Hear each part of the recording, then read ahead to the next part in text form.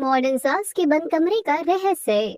सुबह का समय होता है। घर के आंगन में हल्की धूप फैली होती है। बड़ी बहू नेहा पूजा की थाली सजाकर मंदिर के सामने दीपक जला रही होती है। उसने हल्की सूती साड़ी पहन रखी होती है। माथे पर छोटी सी बिंदी और चेहरे पर बहुत हल्का मेकअप होता है। तभी ऊपर सीढ़ियों से हाई हील्स की आवाज सुनाई देती है। कमला देवी स्टाइलिश मॉडर्न ड्रेस, खुले बाल और गहरे मेकअप में नीचे उतरती है। अरे रेहा बेटा, तू भी थोड़ा तौर तरीका सीख ले। कब तक ऐसे ही संस्कारी बनी रहेगी? मम्मी जी, मैं तो ऐसे ही ठीक हूँ, मुझे ऐसे ही अच्छा लगता है। थोड़ी मॉडर्न ड्रेस पहन लिया कर, जैसे मैं पहनती हूँ। लोग कहते हैं कमला कितनी मॉडर्न लगती है और इसकी बहू को देखो कितनी साधारण रहती है। मम्मी जी, हर इंसान की अपनी पसंद होती है। मुझे साड़ी पसंद है इसलिए पहनती हूँ। तुझे तो इतनी मॉडर्न और सुंदर सास मिली है, फिर भी तू मुझसे बड़ी लगती है। संस्कार उम्र या कपड़ों से नहीं दिखता मम्मी जी। कमला देवी नेहा को देखती रहती हैं, फिर पर्स उठाकर बाहर निकल जाती हैं, जबकि नेहा चुपचाप पूजा करने लगती है। शाम को शहर के एक सुंदर कैफे में धीमा संगीत बज रहा होता है। कांच की खिड़कियों से हल्की बारिश की बूंदें दिखाई दे रही होती हैं। कमला देवी अपनी 3 सहेलियों के साथ बैठी होती हैं। मेज पर मोबाइल खुले होते हैं और उनमें महंगी ड्रेस और ब्यूटी प्रोडक्ट्स की तस्वीरें दिख रही होती हैं। देखो ये वाली ड्रेस कैसी है, और मैंने मार्स का नया फाउंडेशन देखा है, वही मंगवाने वाली हूँ। तू खुद इतने महंगे मेकअप करती है, बहू को भी थोड़ा मॉडर्न बनाया कर। तुम दोनों में तो कोई कंपटीशन ही नहीं है। छोटी बहू ऐसी लाना जो तेरे साथ वाइब मैच करे। अब छोटी बहू तो बिल्कुल मॉडर्न ही लाऊंगी। कहीं ऐसा ना हो कि तू अपनी बहू से छोटी लगने लगे। चारों सहेलियां जोर से हंस पड़ती हैं। कमला देवी भी हंसती हैं, लेकिन उनके चेहरे पर उनकी सुंदरता का गर्व साफ दिखाई दे रहा होता है। उसी शाम घर के ड्राइंग रूम में राघव अपने साथ एक लड़की को लेकर अंदर आता है। मुकुल और नेहा सोफे पर बैठे होते हैं। नेहा पानी का गिलास लेकर आती है। राघव और शिल्पा दोनों थोड़े घबराए हुए दिखाई दे रहे होते हैं। मम्मी, ये शिल्पा है, मैं इसे कॉलेज के समय से जानता हूँ। अच्छा बेटा बैठो, मुझे लग रहा है तुम्हें कुछ कहना है। मम्मी, मैं शिल्पा को पसंद करता हूँ और आज इसे आपसे मिलवाने लाया हूँ। अगर तुम्हें पसंद है तो हमें भी पसंद है। कितने स्मार्ट और मॉडर्न है ये। Thank you aunty. अरे आंटी नहीं, मुझे मम्मी कहो। शिल्पा मन ही मन कमला देवी को देखकर बहुत प्रभावित हो जाती है। उसे लगता है कि उसकी सास उससे भी ज्यादा स्टाइलिश और जवान दिखती हैं। मेरी सास कितनी मॉडर्न है, इनकी स्किन तो मेरे से भी ज्यादा अच्छी लग रही है। कितना ग्लो कर रहा है चेहरा। राघव राहत की सांस लेता है। नेहा मुस्कुराकर शिल्पा को चाय देती है, जबकि मुकुल चुपचाप सब देखता रहता है। रात को पूरा परिवार डाइनिंग टेबल पर खाना खाने के लिए बैठा होता है। तभी कमला देवी अचानक उठकर सीढ़ियों की ओर बढ़ने लगती हैं। मम्मी, खाना तो खा लीजिए, नेहा आपके कमरे में दे आएगी। नहीं बेटा, मुझे भूख नहीं है और कोई मेरे कमरे में मत आना। अरे भाई, मम्मी अपने कमरे को लेकर बहुत पजेसिव हैं। अरे भाई, तुम्हें नहीं पता मम्मी के कमरे में जरूर कोई खजाना छुपा है। दोनों भाई हंसने लगते हैं। कमला देवी भी हल्का सा मुस्कुरा देती हैं। वो जल्दी से ऊपर चली जाती हैं। सीढ़ियों के ऊपर पहुंचकर कमला देवी कमरे का दरवाजा अंदर से बंद कर लेती हैं। अगली सुबह शिल्पा के घर में खूब चहल पहल होती है। रिश्ते की बात आगे बढ़ती है और कुछ दिनों बाद धूमधाम से शादी हो जाती है और गृह प्रवेश भी हो जाता है। घर के सभी लोग खुश दिखाई देते हैं। शादी को कुछ दिन बीत चुके होते हैं। शाम को ड्राइंग रूम में सभी लोग चाय पीते हुए बैठे होते हैं। शिल्पा नई नई शादी की खुशी में उत्साहित दिखाई दे रही होती है। वो अचानक मुस्कुरा के सबकी ओर देखती है। चलो ना, आज हम सब मूवी देखने चलते हैं। थोड़ा फैमिली टाइम भी स्पेंड कर लेंगे, कितना मजा आएगा। वाह, ये तो बहुत अच्छा आइडिया है। वैसे भी कल संडे है, रात को देर तक मूवी देखेंगे और सुबह देर से उठेंगे। और मम्मी जी को भी साथ लेकर चलेंगे। हाँ, पूरा परिवार साथ जाएगा तो और मजा आएगा। सभी लोग उत्साहित हो जाते हैं। तभी मुकुल कमला देवी की ओर मुड़ता है। मम्मी, आप भी चलो ना हमारे साथ मूवी देखने। नहीं बेटा, मुझे नहीं जाना। अगर हम सब चले गए तो घर खाली रह जाएगा। खाली घर छोड़कर नहीं जाते। मम्मी, हमने कौन सा कमरे में गहने या दबा हुआ खजाना रखा है जो कोई चुरा ले जाएगा। हाँ मम्मी जी, चलिए ना, कुछ नहीं होगा। नहीं, मुझे नहीं जाना। मम्मी, आप हर बार मजा खराब कर देती हो। ठीक है, आप नहीं चल रही हैं तो हम लोग जा रहे हैं। थोड़ी देर बाद सभी लोग मूवी देखने निकल जाते हैं। कमला देवी धीरे धीरे सीढ़ियां चढ़कर अपने कमरे में जाती हैं और अंदर से दरवाजा लॉक कर लेती हैं। वो पलंग के सामने बिछा बड़ा कारपेट उठाती हैं। उसके नीचे फर्श का एक हिस्सा अलग दिखाई देता है। वो नीचे बैठकर कुछ करने लगती हैं। अगली सुबह दोनों काम वाली अलग अलग कमरों में सफाई कर रही होती हैं। रसोई के बाहर शिल्पा और नेहा खड़ी होकर बातें कर रही होती हैं। दीदी, आंटी आती है और पैसे लेकर चली जाती है, ढंग से कोई काम नहीं करती। हाँ, मैंने भी आज ध्यान से देखा, पूरे घर में कितनी धूल जमा हो रखी है। दोनों बहुएं काम वाली को अलग अलग कमरों में लेकर जाती हैं और अच्छी तरह सफाई करवाती हैं। आखिर में वे कमला देवी के कमरे के बाहर पहुंचती हैं। कमरे का दरवाजा आधा खुला होता है। कमला देवी जमीन पर बैठी होती हैं और कारपेट का एक कोना उठा रखा होता है। जैसे ही वो बहुओं को देखती हैं, तुरंत कारपेट नीचे फैला देती हैं। क्या हो गया अचानक बिना नॉक के कमरे में आ गई? नॉक करना नहीं आता क्या? मम्मी जी, हम तो बस सफाई करवाने आए थे, सोचा आपके कमरे की भी सफाई करवा दे। मेरे कमरे की सफाई मुझे नहीं करवानी, बाहर जाओ। लेकिन मम्मी जी, आपका कमरा तो सबसे ज्यादा गंदा हो रहा है। कल मैंने रैक पर धूल जमी देखी थी। तुम बिना पूछे मेरे कमरे में क्यों आई? तुम्हारी हिम्मत कैसे हुई? मम्मी जी, आप इतना गुस्सा क्यों कर रही हैं? कमरा ही तो साफ करना है। कहाँ ना, निकलो यहाँ से। कमला देवी दोनों बहुओं को लगभग धक्का देकर बाहर निकाल देती हैं और काम वाली को भी जाने को कह देती हैं। दरवाजा जोर से बंद हो जाता है। बाहर गलियारे में खड़ी शिल्पा और नेहा एक दूसरे को हैरानी से देखती हैं। दीदी, मम्मी जी ऐसा क्यों करती है? मुझे बहुत अजीब लगा। वो पहले से ही ऐसी है, किसी को अपने कमरे में नहीं आने देती। सच? हाँ, जब मैं खाना या पानी रखने जाती थी तब भी कहती थी बाहर रैक पर रखकर फोन कर देना। एक ही घर में रहते हैं और फोन करने को कहती है, ये तो बहुत अजीब है। उनका स्वभाव ही ऐसा है, बहुत सख्त है और अपनी खूबसूरती पर बहुत घमंड करती है। शिल्पा चुप हो जाती है, लेकिन उसके मन में अब एक नया सवाल जन्म ले चुका होता है। उसे यकीन होने लगता है कि कमला देवी के बंद कमरे में सिर्फ धूल नहीं, कोई बड़ा रहस्य छिपा है। अगली सुबह आसमान में काले बादल छाए रहते हैं। गांव से शहर आने वाली बस धीरे धीरे कमला देवी के घर के सामने रुकती है। बस से बुआ जी अपना छोटा सा बैग लेकर उतरती हैं। उनके चेहरे पर अपने परिवार से मिलने की खुशी साफ दिखाई देती है। मेरे बच्चों, कितने बड़े हो गए हो तुम सब। अरे बुआ जी, आप अकेली आई हैं? पहले बता दी तो हम लेने आ जाते। खाना खाकर तुम सबको खुश कर दूं। पूरा परिवार उनसे मिलकर खुश हो जाता है। शाम तक हंसी मजाक चलता रहता है। तभी बाहर अचानक तेज बारिश शुरू हो जाती है। सड़क पर पानी भरने लगता है और बिजली चमकने लगती है। हे भगवान, अब मैं घर कैसे जाऊंगी? तेरे फूफा जी को फोन करके देखती हूँ। बुआ जी फोन मिलाती हैं। सब लोग चुप होकर उनकी बातें सुनने लगते हैं। सुनो जी, क्या आप मुझे लेने आ सकते हो? यहाँ भी बहुत तेज बारिश हो रही है। बाइक से आना खतरे से खाली नहीं है, कहीं फिसल गए तो मुश्किल हो जाएगी। अच्छा ठीक है, फिर मैं आज यहीं रुक जाती हूँ, सुबह आ जाना लेने। फोन कट जाता है। बुआ जी गहरी सांस लेकर बैठ जाती हैं। बुआ जी, आप परेशान क्यों हो रही हैं? आज आप आराम से यहीं रुक जाइए। रात होने लगती है। कमला देवी सीढ़ियाँ चढ़कर ऊपर अपने कमरे की ओर जाने लगती हैं। तभी बुआ जी भी उनके पीछे पीछे सीढ़ियाँ चढ़ने लगती हैं। दीदी, आप कहाँ जा रही हैं? अरे तेरे साथ ही सो जाऊंगी, बाकी कमरों में तो बहू बेटा सोते हैं ना। नहीं दीदी, मैं आपको अपने कमरे में नहीं ले जा सकती हूँ, मुझे अकेले सोने की आदत है। अरे एक रात में कौन सा पहाड़ टूट पड़ेगा, हम मेहमान हैं। हाँ मम्मी जी, इसमें कौन सी बड़ी बात है। अरे बेटा, तुम्हें नहीं पता, बेड का एक पाया टूटा हुआ है, दीदी को बहुत दिक्कत होगी। कोई बात नहीं मम्मी, हम ठीक कर देंगे। बुआ जी मेहमान हैं, नीचे सोफे पर कैसे सोएंगी और अच्छा नहीं लगता। सब लोग मिलकर बुआ जी को कमला देवी के कमरे में भेज देते हैं। कमला देवी का चेहरा तनाव से भर जाता है। दोनों बेड पर बैठी होती हैं। कमला देवी बार बार बेचैन होकर दरवाजे की ओर देख रही होती हैं। दीदी, मैं आपको एक बात बताऊं, मुझे रात में नींद में चलने की बीमारी है। कभी कभी मुझे होश नहीं रहता कि मैं क्या कर रही हूँ। कहीं आपको चोट लग गई तो? क्या तू नींद में चलती है? हाँ, इसलिए मैं किसी के साथ नहीं सोती। बुआ जी घबरा कर तुरंत उठ खड़ी होती हैं। अरे बाबा, हम नीचे सो जाएंगे, पता नहीं रात को तू क्या कर दे। बुआ जी जल्दी जल्दी नीचे उतर जाती हैं और ड्राइंग रूम के सोफे पर लेट जाती हैं। ऊपर कमरे का दरवाजा धीरे से बंद हो जाता है। अगली सुबह घर में चहल पहल शुरू होती है। शिल्पा, नेहा, मुकुल और राघव नीचे आते हैं तो बुआ जी को सोफे पर सोता देखकर चौंक जाते हैं। बुआ जी, आप यहाँ क्यों सो रही है? मैंने तो रात में ही कहा था कि बेड टूट रहा है, तुम लोगों ने जबरदस्ती दीदी को मेरे कमरे में भेज दिया, इसलिए इन्हें नीचे आना पड़ा। बुआ जी कमला देवी को ध्यान से देखने लगती हैं। उन्हें रात की बात याद आ जाती है। अरे रात को तो कुछ और कहा था और अब बच्चों के सामने और कुछ बोल रही है, जरूर कोई बात छिपा रही है।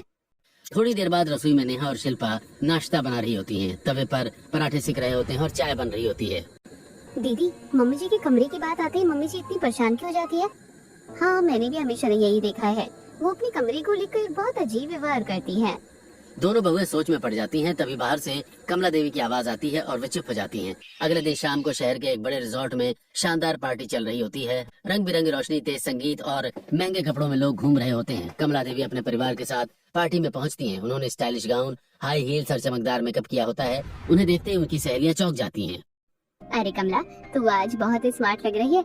तुझमें और तेरी छोटी बहू में तो पूरा कंपटीशन चल रहा है। सच में पता ही नहीं चल रहा कि कौन ज्यादा जवान है। कमला जी, आपकी खूबसूरती का राज क्या है? चेहरा आज भी इतना जवान कैसे है? मैं रोज सुबह जल्दी उठी हूँ, योगा करती हूँ। योग से शरीर फिट रहता है और चेहरा भी चमकता है।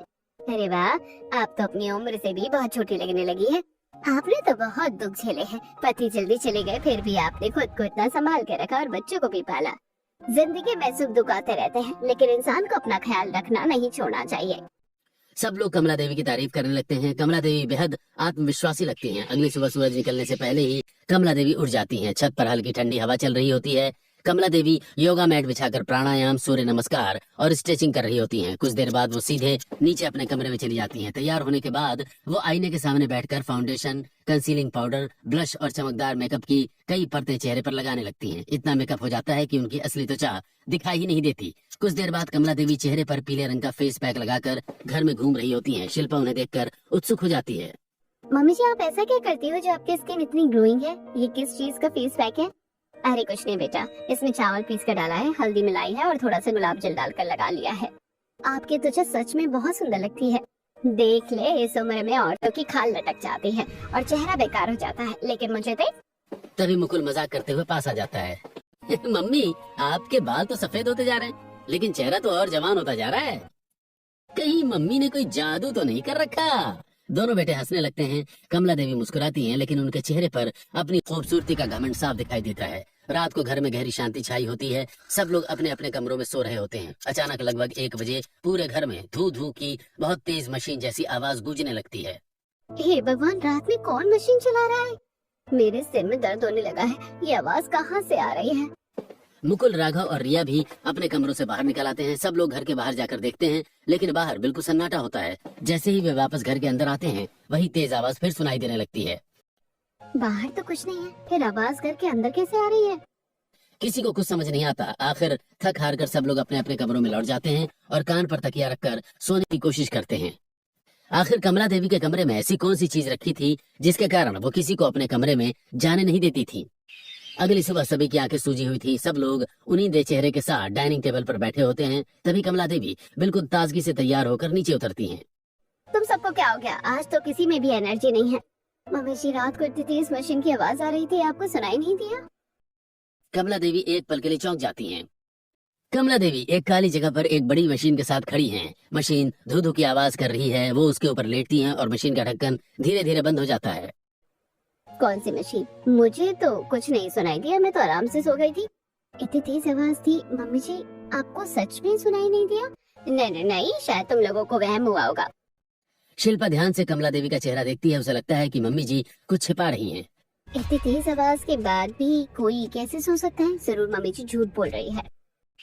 अगली दोपहर कमला देवी का कमरा अंदर से बंद होता है। शिल्पा कुछ पूछने के लिए बिना इंतजार किए दरवाजा खोलकर अंदर चली जाती है। कमला देवी जमीन पर बैठी होती हैं। पलंग के सामने वाला कारपेट उठा हुआ होता है और उनके हाथ में कोई अजीब आकार की चाबी होती है। मम्मी जी, आप जमीन पर बैठकर क्या कर रही हो? और जब भी मैं आती हूँ आप यहीं क्यों बैठी मिलती हो? कमला देवी घबरा कर तुरंत खड़ी हो जाती हैं और जल्दी जल्दी कारपेट नीचे फैला देती हैं। कुछ भी तो नहीं, एक छिपकली आ गई थी, उसे भगा ही रही थी। नहीं मम्मी जी, आपके हाथ में चाबी थी और मुझे कोई ताला भी दिखा। तुम पागल हो गई हो क्या? ज्यादा फिल्में देखने लगी हो, इसलिए दिमाग भी फिल्मी हो गया है। मैंने सच में चाबी देखी थी। वो किस चीज की चाबी थी? तुम यहाँ किसी काम से आई थी ना? क्या काम था? अरे हाँ, मैं पूछने आई थी कि आप शॉपिंग पे चलोगी क्या? मैं और दीदी जा रहे हैं। नहीं, मुझे नहीं जाना, तुम लोग चले जाओ। ठीक है मम्मी जी। शिल्पा धीरे धीरे कमरे से बाहर निकलती है और दरवाजा बंद कर देती है। बाहर आते ही वो रुक जाती है। उसके मन में अब यकीन और मजबूत हो जाता है। दोपहर को शहर के मॉल में चारों तरफ लोगों की भीड़ और हल्का संगीत सुनाई दे रहा होता है। नेहा और शिल्पा हाथ में शॉपिंग बैग लिए एक दुकान से दूसरी दुकान की ओर घूम रही होती हैं। शिल्पा का चेहरा परेशान दिखाई दे रहा होता है। आज मैंने कुछ ऐसा देखा कि मैं आपको ठीक से बता भी नहीं पा रही हूँ। अब क्या नया रहस्य मिल गया तुझे? मम्मी जी जमीन पर बैठी थी, उनके हाथ में एक अजीब सी चाबी और ताला था। ऐसा लग रहा था जैसे कमरे के अंदर कोई राज छिपा हो, बिल्कुल फिल्मों वाले खुफिया कमरे जैसा। मुझे लगता है तुम मम्मी जी के कमरे पर कुछ ज्यादा ही ध्यान देने लगी हो। नहीं दीदी, मैंने अपनी आंखों से देखा है। शायद सच में छिपकली भगा रही होगी, उन्होंने यही तो कहा था। कोई अपनी आंखों का धोखा कैसे खा सकता है? दीदी, क्या आप पहले उनके कमरे में जा पाती थी? नहीं, जब मैं अकेली बहू थी तब तो बिल्कुल नहीं। मम्मी जी कभी किसी को अपने कमरे में घुसने भी नहीं देती थी। तो आपको नहीं लगता कि वहाँ कोई रहस्य है? नहीं, पता नहीं, शायद। दोनों कुछ देर चुप हो जाती हैं। शिल्पा के मन में शक और गहरा हो जाता है। कमला देवी अपनी सहेलियों से मिलने बाहर चली जाती हैं। उनका मोबाइल ड्राइंग रूम की टेबल पर रखा होता है। तभी अचानक फोन बजने लगता है। स्क्रीन पर अननोन नंबर लिखा आता है। शिल्पा झिझकते हुए फोन उठा लेती है। हेलो, क्या आप कमला जी बोल रही हैं? जी बताइए। मैं डॉक्टर हितेश बोल रहा हूँ। कमला जी की रिपोर्ट में कैंसर की बीमारी आई है। उन्हें इलाज तुरंत शुरू करना पड़ेगा। मैंने कई बार समझाया है कि इसे नजरअंदाज न करें। ये सुनते ही शिल्पा के हाथ कांपने लगते हैं। मोबाइल उसके हाथ से छूटकर जमीन पर गिर जाता है। उसके चेहरे का रंग उड़ जाता है। कैंसर? मम्मी जी को कैंसर? तभी दरवाजा खुलता है और कमला देवी अंदर आ जाती हैं। वो फर्श पर पड़ा फोन देखकर चौंक जाती हैं। अरे मेरा फोन कैसे गिर गया? तो मेरा फोन के साथ क्या कर रही थी? कुछ नहीं मम्मी जी, किसी का फोन आया था तो मैं उठाने वाली थी कि फोन हाथ से गिर गया। शिल्पा जल्दी से रसोई की ओर चली जाती है। कमला देवी फोन उठाकर स्क्रीन देखती हैं। अननोन नंबर देखकर उनका चेहरा पीला पड़ जाता है। हे भगवान, कुछ पता हाथ तो नहीं चल गया? रसोई में नेहा सब्जी काट रही होती है। शिल्पा तेज सांस लेते हुए अंदर आती है। दीदी, मम्मी जी को कैंसर है। क्या? तुम क्या बोल रही हो? अभी डॉक्टर का फोन आया था, उन्होंने कहा रिपोर्ट में कैंसर निकला है। नहीं, ये नहीं हो सकता, तुम शायद गलत सुन गई। नहीं दीदी, मैंने साफ सुना और मुझे लग रहा है कि कमरे में कोई ऐसी चीज छिपी है जो या तो उनकी बीमारी से जुड़ी है या तो उसी से बीमारी हुई है। शिल्पा, तुम सच कह रही हो? हाँ। दोनों बहुएं एक दूसरे को चिंतित नजरों से देखने लगती हैं। थोड़ी देर बाद वे ये बात अपने अपने पतियों को भी बता देती हैं। रात को पूरा परिवार खाने की टेबल पर बैठा होता है। माहौल असामान्य रूप से शांत होता है। मुकुल गंभीर चेहरे से कमला देवी की ओर देखता है। मम्मी, आपको कैंसर है और आपने हमें बताया भी नहीं। कमला देवी एक पल के लिए ठिठक जाती हैं। हाँ बेटा, कुछ दिन पहले जांच करवाई थी। मुझे बहुत कमजोरी लग रही थी और चेहरे पर दाने भी निकल आए थे। मम्मी, ये बात हमें पहले बतानी चाहिए थी। नहीं करते, मैं बहुत थक गई हूँ। कमला देवी जल्दी से उठती हैं और सीढ़ियां चढ़कर अपने कमरे में चली जाती हैं। फिर दरवाजा बंद कर लेती हैं। नीचे डाइनिंग टेबल पर सन्नाटा छा जाता है। देखो मम्मी फिर अपने कमरे में चली गई। मुझे पूरा यकीन है उस कमरे में कुछ छिपा है। अगर तुम्हें पहले से शक था तो बताया क्यों नहीं? रात के करीब 12 बजे का समय होता है। पूरा घर सोया हुआ दिखाई देता है और दूर कहीं कुत्तों के भौंकने की आवाज आ रही होती है। ड्राइंग रूम की लाइट बंद होती है। शिल्पा और नेहा धीरे धीरे सीढ़ियां उतरकर कमला देवी के कमरे की खिड़की के पास लगाती हैं। दोनों के चेहरे पर डर साफ दिखाई दे रहा होता है। धीरे दीदी, आवाज मत करना। अगर मम्मी जी ने देख लिया तो बहुत बड़ा बवाल हो जाएगा।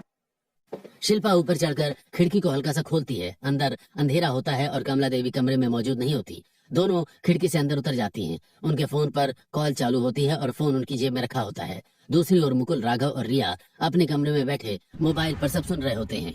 ध्यान से देखना, कुछ भी मिले तो तुरंत बताना। मुझे बहुत डर लग रहा है। शिल्पा पलंग के सामने बिछा बड़ा कारपेट हटाती है। नीचे लोहे का एक ढक्कन दिखाई देता है। दोनों मिलकर उसे उठाती हैं। नीचे एक संकरी सीढ़ी जाती होती है। वे धीरे धीरे नीचे उतरती हैं। नीचे पहुंचते ही दोनों बहुओं की आंखें फैल जाती हैं। वहाँ एक छोटा सा गुप्त कमरा होता है। कमरे में सफेद रोशनी जल रही होती है। बीच में एक बड़ी मशीन रखी होती है जो अस्पताल की मशीन जैसी दिखती है। हे भगवान, ये क्या है? तभी ऊपर से कदमों की आवाज आती है। कमला देवी नीचे उतरती हैं। दोनों बहुएं मशीन के पीछे छिप जाती हैं। कमला देवी मशीन के ऊपर लेट जाती हैं। मशीन का ढक्कन बंद होता है और धू धू की वही तेज आवाज शुरू हो जाती है जो रात को सुनाई देती थी। कुछ मिनट बाद मशीन खुलती है। कमला देवी बाहर निकलती हैं और सामने रखी भाप देने वाली मशीन के सामने बैठ जाती हैं। फिर वो एक ट्रे से 2 छोटे इंजेक्शन उठाकर चेहरे पर लगाती हैं। कुछ ही क्षणों में उनका चेहरा चमकने लगता है और त्वचा पहले से अधिक तनी और जवान दिखने लगती है। यह दृश्य देखकर नेहा और शिल्पा के पैरों तले जमीन खिसक जाती है। दीदी, ये सब सच था? अचानक कमला देवी पीछे मुड़ती हैं और दोनों बहुओं को देख लेती हैं। तुम दोनों यहाँ मेरे कमरे में क्या कर रही हो? मम्मी जी, ये सब क्या है? ये मशीन किस चीज की है? आप इसके अंदर क्यों जाती है? ये तुम्हारे मतलब की बात नहीं है। यहाँ से बाहर जाओ। तुम्हें इस जगह का पता कैसे चला? ऊपर कमरे में बैठे मुकुल और राघव फोन पर सब सुन लेते हैं। जल्दी चलो, नीचे कुछ बहुत बड़ा चल रहा है। दोनों भाई और रिया दौड़ते हुए कमला देवी के कमरे में पहुंचते हैं। कारपेट हटाकर नीचे उतरते हैं और बहुओं के पास जाकर खड़े हो जाते हैं। गुप्त कमरे और मशीन को देखकर वे भी स्तब्ध रह जाते हैं। मम्मी, ये सब क्या है? कुछ नहीं बेटा, कुछ भी नहीं। नहीं मम्मी जी, अब ये रहस्य और छिप नहीं सकता। आपको बताना होगा कि ये मशीन क्या है और आपको कैंसर कैसे हुआ। क्यों जानना चाहते हो? तुम सब अपनी अपनी जिंदगी में खुश रहो। मेरे बारे में जानकर क्या करोगे? इतना कहते ही कमला देवी फूट फूट कर रोने लगती हैं। उनकी सारी बनावटी कठोरता टूट जाती है। मम्मी, आप ऐसा क्यों बोल रही हो? हम आपके बच्चे हैं, हमें सच बताइए। मम्मी, हमें डर लग रहा है। कमला देवी कांपते हाथों से कुर्सी पकड़कर बैठ जाती हैं। उनकी आंखों से लगातार आंसू बह रहे होते हैं। वो गहरी सांस लेती हैं और धीरे धीरे बोलना शुरू करती हैं। ठीक है, आज मैं तुम्हें सब सच बताऊंगी। कमला देवी रोते हुए बताने लगती हैं। लगभग 30 साल पहले का समय होता है। गांव की कच्ची गलियों में धूल उड़ रही होती है। कमला सिर्फ 16 साल की होती है। लाल जोड़े में शर्माती हुई वो दुल्हन बनकर अपने ससुराल आती है। उसके चेहरे पर मासूमियत और भविष्य के सपने साफ दिखाई देते हैं। 4 साल बीत जाते हैं। कमला अब 20 साल की हो चुकी है। उसकी गोद में छोटा बच्चा होता है और 2 छोटे बच्चे आंगन में खेल रहे होते हैं। तभी घर में रोने की आवाज गूंज उठती है। कम उम्र में ही उसके पति का देहांत हो जाता है। कमला की दुनिया एक पल में उजड़ जाती है। मुझे छोड़कर मत जाओ, मैं कैसे अकेली सब कुछ संभालूंगी। पति की अर्थी उठती है और कमला सफेद साड़ी में पत्थर की तरह बैठी रह जाती है। उस दिन से घर की सारी जिम्मेदारी उनके कंधों पर आ जाती है। सुबह अंधेरा रहते ही कमला उठ जाती है, पानी धोती है और फिर काम पर निकल जाती है। कभी लोगों के घर बर्तन मांजती है, कभी सिलाई करती है, कभी ट्यूशन पढ़ाती है। शाम को राशन खरीदती है, बिजली का बिल भरती है और रात को बच्चों को पढ़ाती है। कई रातें ऐसे गुजरती हैं जब कमला सो नहीं पाती। बच्चों के स्कूल, फीस, किताबें और भविष्य की चिंता उसे हर पल खाए जाती है। धीरे धीरे तनाव उसके चेहरे पर उतरने लगता है। आंखों के नीचे गहरे काले घेरे पड़ जाते हैं। त्वचा ढीली होने लगती है और चेहरा उम्र से पहले बूढ़ा दिखने लगता है। एक रात वो अपने पति की तस्वीर के सामने बैठकर रो रही होती हैं। मैं कोशिश कर रही हूँ लेकिन बहुत थक गई हूँ, तुम्हारी बहुत याद आती है। समय बीतता जाता है, बच्चे बड़े होने लगते हैं। कोई कॉलेज चला जाता है, कोई नौकरी की तैयारी में लग जाता है। कमला अकेली पढ़ने लगती है। एक दिन वो मजबूरी में किटी पार्टी में जाती है। वहाँ सजी धजी औरतें बैठी होती हैं। जैसे ही उनकी नजर कमला पर पड़ती है, फुसफुसाहट शुरू हो जाती है। अरे कमला, तेरी हालत क्या हो गई? आंखों के नीचे कितने काले गड्ढे हैं। तू तो उम्र से भी पहले बूढ़ी लगने लगी। अरे तेरी खाल तो लटकने लगी है जैसे 80 साल की बढ़िया हो। वहाँ मौजूद औरतें हंसने लगती हैं। कमला की आंखें भर आती हैं। वो चुपचाप वहाँ से निकल जाती है। रात को घर लौटकर वो कमरे में आईने के सामने खड़ी होती है। आंसू बह रहे होते हैं और मेकअप चेहरे पर फैल चुका होता है। मैं अभी इतनी बूढ़ी नहीं होना चाहती। मेरी उम्र ही क्या है, लोग अभी से मुझे बुढ़िया कह रहे हैं, आगे क्या होगा? वो अलग अलग कोण से अपना चेहरा देखती है और अपने ही चेहरे से डरने लगती है। बच्चे अब अपने जीवन में व्यस्त हो चुके हैं। कमला का अकेलापन बढ़ता जाता है। उसे लगता है कि अब उसका दुख सुनने वाला कोई नहीं बचा। नहीं, मुझे कुछ करना होगा। अगले दिन वो शहर के एक डॉक्टर के क्लिनिक में जाती है। डॉक्टर साहब, मेरी स्किन को क्या हो गया? मैं इतनी जल्दी बूढ़ी कैसे लगने लगी हूँ? ये लगातार तनाव, कम नींद और जिम्मेदारियों का असर है। शरीर का ग्लो खत्म हो गया है। क्या इसका इलाज है? स्क्रीन टाइटनिंग सर्जरी हो सकती है। कितने पैसे लगेंगे? कम से कम 15 से 20 लाख रुपए और हर कुछ महीनों में दोबारा करवानी पड़ेगी। 20 लाख? मेरे पास तो इतने पैसे नहीं है। उस रात कमला मोबाइल पर सस्ती स्क्रीन टाइटनिंग मशीनें खोजती रहती है। घंटों खोजने के बाद उसे एक ऑनलाइन मशीन दिखाई देती है। अरे वाह, मिल गई। अब तो मैं भी सुंदर, जवान और मॉडर्न दिखूंगी। वो अपनी जमा पूंजी खर्च करके उसे खरीद लेती है। कुछ दिनों बाद वो अपने कमरे के अंदर फर्श के नीचे एक छोटा सा गुप्त कमरा बनवाती है। रात को सबके सो जाने के बाद वो वहां उतरती है, मशीन चालू करती है और वो उसके अंदर लेट जाती है। कुछ देर बाद उसका चेहरा तना हुआ और चमकदार दिखने लगता है, लेकिन रात होते होते असर कम होने लगता है। शाम तक उसका चेहरा फिर थका और बूढ़ा दिखाई देने लगता है। इसलिए वो हर रात उसी मशीन का इस्तेमाल करने लगती है। धीरे धीरे वो अपनी खूबसूरती को लेकर जुनूनी हो जाती है। चेहरे पर इंजेक्शन लगाने लगती है, भारी मेकअप करती है और आईने में घंटों खुद को देखती रहती है। समय के साथ मशीन और इंजेक्शनों के लगातार इस्तेमाल से उसकी त्वचा पर लाल दाने निकलने लगते हैं। पूरे शरीर में खुजली होने लगती है। वो फिर डॉक्टर के पास जाती है। कमला जी, आपको स्किन कैंसर का शुरुआती स्टेज शुरू हो चुका है। तुरंत इलाज शुरू करना पड़ेगा। कैंसर? नहीं, इलाज से मेरे बाल झड़ जाएंगे, चेहरा खराब हो जाएगा। जान ज्यादा जरूरी है, सुंदरता नहीं। स्वस्थ शरीर से ज्यादा कुछ नहीं। लेकिन कमला डॉक्टर की बात नहीं मानती। वो इलाज टालती रहती है और रात दर रात उसी मशीन का इस्तेमाल करती रहती है। चेहरे पर दाने बढ़ते जाते हैं, त्वचा लाल पड़ती जाती है। फिर भी वो मशीन में लेटकर खुद को जवान दिखाने की कोशिश करती रहती है। गुप्त कमरे की सफेद रोशनी में कमला देवी फूट फूट कर रोने लगती हैं। उनके हाथ कांप रहे होते हैं और आंखों से लगातार आंसू बह रहे होते हैं। सामने उनके दोनों बेटे, बहुएं और रिया खड़े होते हैं। मैं कितनी बदसूरत हो गई थी। तुम लोगों ने भी मुझ पर ध्यान नहीं दिया। लोग मेरा मजाक उड़ाते थे, जहाँ भी जाती थी सब मुझे बुढ़िया कहते थे। बताओ मैं अपने लिए क्या करती? मेरे पास कोई रास्ता नहीं बचा था। यही एक तरीका था जिससे मैं अपने आप को सुंदर बना सकती थी, ताकि मैं लोगों के बीच बैठ सकूं और मॉडर्न दिख सकूं। ये सुनते ही सबकी आंखें भर आती हैं। नेहा दौड़कर कमला देवी को गले लगा लेती है। मम्मी जी, आप जैसे भी हैं बहुत सुंदर हैं। आपको ये सब करने की कोई जरूरत नहीं थी। इस सस्ती सर्जरी के चक्कर में देखो आपको कितनी बड़ी बीमारी हो गई। बीमारी हो गई तो हो जाने दो, वैसे भी कितने साल जीना है मुझे। मैं तो ऐसे ही सुंदर बनकर रहूंगी, इस मशीन का इस्तेमाल नहीं छोड़ूंगी। नहीं मम्मी, अब बस। अब आप जैसी हैं उसी रूप में रहेंगी और हम हर कदम पर आपका साथ देंगे। हमें आपकी जिंदगी चाहिए, आपकी नकली सुंदरता नहीं। दोनों बेटे और बहुएं मिलकर कमला देवी को उस गुप्त कमरे से बाहर ले आते हैं। पहली बार कमला देवी बिना मेकअप और बिना किसी दिखावे के अपने परिवार के बीच खड़ी होती हैं। अगली सुबह पूरा परिवार कमला देवी को शहर के बड़े अस्पताल लेकर जाता है। डॉक्टर उनकी जांच करते हैं और तुरंत इलाज शुरू करने की सलाह देते हैं। कुछ ही दिनों बाद कीमोथेरेपी शुरू होती है। उनका चेहरा फिर वैसा ही दिखाई देने लगता है जैसा वर्षों पहले तनाव और मेहनत ने बना दिया था। वो आईने में खुद को देखकर चुप हो जाती हैं, लेकिन इस बार उनके साथ पूरा परिवार खड़ा होता है। जब परिवार उन्हें घर वापस लेकर आता है तो गली की कुछ औरतें फुसफुसाने लगती हैं। अरे देखो, सारे बाल चले गए, अब तो पहचान में भी नहीं आ रही। नेहा तुरंत आगे बढ़ती है। इंसान की असली खूबसूरती उनके मन से होती है, चेहरे से नहीं। आप लोगों को पता भी है कि आपके ताने किसी इंसान की मानसिक हालत पर कितना असर डालते हैं। आप दो बातें बोलकर घर चली जाती है, लेकिन सामने वाला अंदर से टूट जाता है। दोनों औरतों के चेहरे उतर जाते हैं। धीरे धीरे कमला देवी इलाज करवाने लगती हैं। अब वो मॉडर्न कपड़े तो पहनती हैं, लेकिन चेहरे पर भारी मेकअप नहीं करती। उनकी त्वचा वैसी ही रहती जैसी वास्तव में है। सबसे बड़ा बदलाव उनके स्वभाव में आ गया है। अब उनमें खूबसूरती का घमंड नहीं रहता। वो घर के हर सदस्य से प्यार से बात करती हैं। शाम को मुकुल और राघव ऑफिस से जल्दी घर आने लगते हैं। कभी सब बैठकर साथ में चाय पीते हैं, कभी पुराने फोटोज देखते हैं, कभी हंसते हंसते देर रात तक बातें करते हैं। एक दिन कमला देवी आईने के सामने खड़ी होती हैं। सिर पर छोटे छोटे नए बाल उगने लगे हैं। वो मुस्कुराती हैं। मैं जैसी हूँ मैं वैसे ही ठीक हूँ। उनके चेहरे पर इस बार मेकअप नहीं बल्कि आत्मविश्वास का ग्लो दिखाई दे रहा होता है। उस बंद कमरे में जहां वर्षों तक छिपी रही वो मशीन रखी होती है। अब दरवाजा खुला होता है, लेकिन मशीन बंद पड़ी होती है। अगर आप अपनी बॉडी की किसी चीज को लेकर असुरक्षित महसूस करते हैं तो क्या आपको उसे स्वीकार करना चाहिए या ऐसा कोई दूसरा सहारा ढूंढना चाहिए जो सिर्फ आपकी असुरक्षा को कुछ समय के लिए छिपा दे? मुझे सिर्फ शक था, लेकिन कल जब मैंने उन्हें कारपेट उठाकर चाबी और ताला पकड़े देखा तब लगा कि वहाँ कोई गहरा रहस्य है। अगर ऐसा है तो सच पता लगाना जरूरी है। लेकिन अगर मम्मी को पता चल गया तो? आज रात हम पता लगाएंगे कि उस कमरे के पीछे आखिर छिपा क्या है। चारों एक दूसरे की ओर देखते हैं। ऊपर कमला देवी के कमरे की लाइट जल रही होती है और बंद दरवाजे के पीछे से हल्की सी खड़खड़ाहट सुनाई देती है। घर में तनाव और रहस्य दोनों गहराते जाते हैं।